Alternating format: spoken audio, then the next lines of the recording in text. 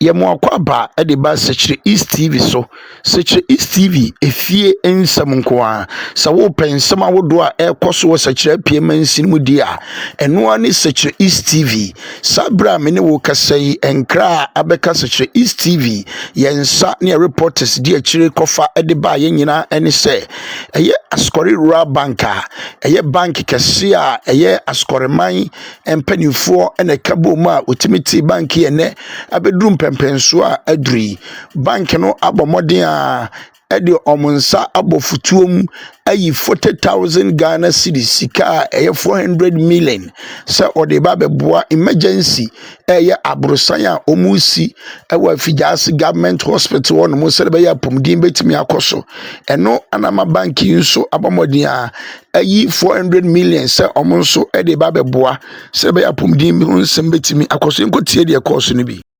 some two ya board chairman owuro usu ajabe yenkotie no embranse mo di two ya bi na yentini entina enti ya board ni na every management no egina na sabri ya ba be presentation kakra na de yake nyina no yese enyupa na bank yonfanse hospital ni eye enti se ya bomodin bana yebitime be so hospital no asin na yaka me sa anso so no na yede toaso se emfaso na e be so na school kwa nya omode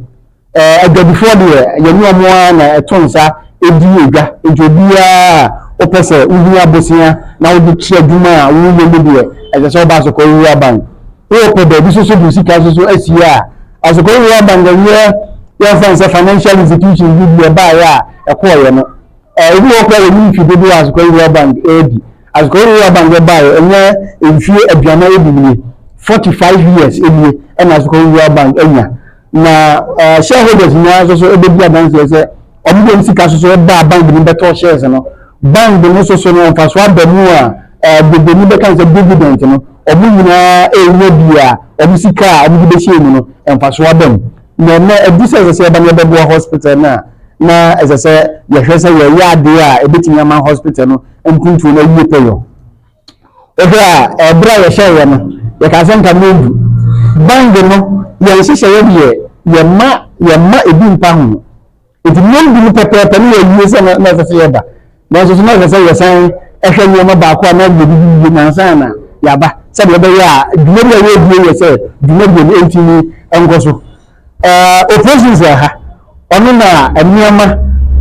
ka se nti no opu ejabra na cause be ni na oppositions ye adwuma ebetimi aboa ma edumedi ye da bi no ewie peyo it is a person that had one na wadana everything the amount na yan chere ho no na choose presentation yet you akoso emisi kemudia obeka ni say 40,000 na it is coming to no 400 million it is 400 million and asoko Rural Bank say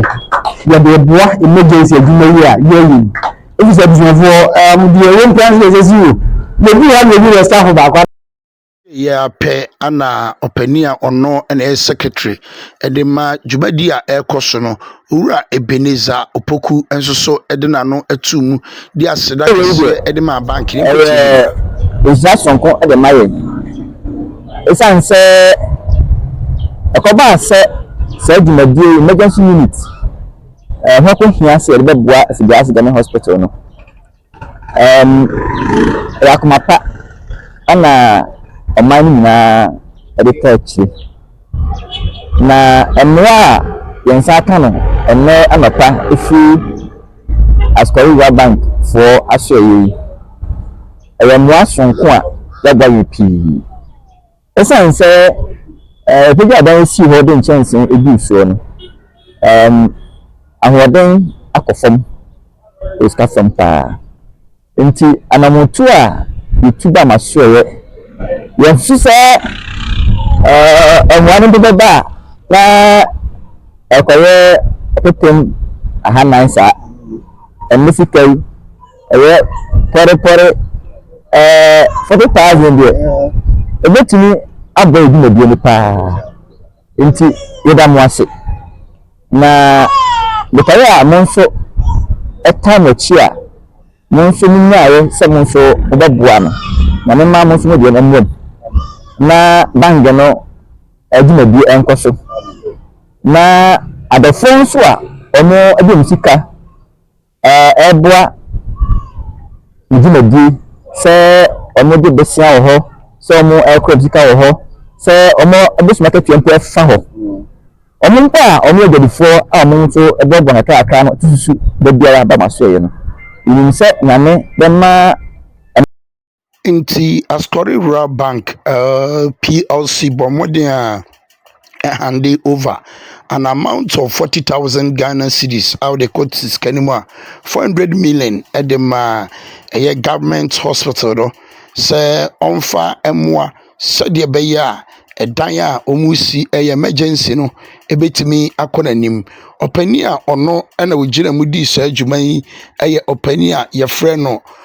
honorable Owusu Ajapen a ono ye board chairman edema Ascori Rural Bank ewo Asante Ascori na ne mpatam ni bi nso ewo Asante Afijase eni Kumase ni nkura wodo na no branches ewo eno no onu gina na mu handing over a check of 40,000 Ghana cedis edema Afijase Development Agency a omo na omo sign ewese emergency edansi no betimi akoso ewo government hospital honomo eti bank no asedi a oso no nso de aboa omudwumadi a omudi no eno no sreba ya pomden wonsam ebetimi akonkan empanifuo ejina mu hospital no anam ene administrator waba foforo na nam age sika no a omuso ahyebo se ombehwe so betimi ade ayede se omde ye na etimi aboa mampuntuo etimi nese ya adie bi a bank ni yo faso wum bank ni de yo faso na mo kwa so da ha bi se omu na ho to no mo ba ni na mo na ba de se na mo so be som ama bank ni mpuntuo no so awie peyo edi administrator o yo mu na shi aka chere se Ascori Rural Bank adwuma mo ho edi omu so se esi omu na sa pomde no so ba so a omu so omu na Ascori ho na omu twem na omu ni enibia na ye ba ya ma kasa ni tintin ni se CEO ebe ni apanfo ha omu so ebe ka bi ni ba che do ba no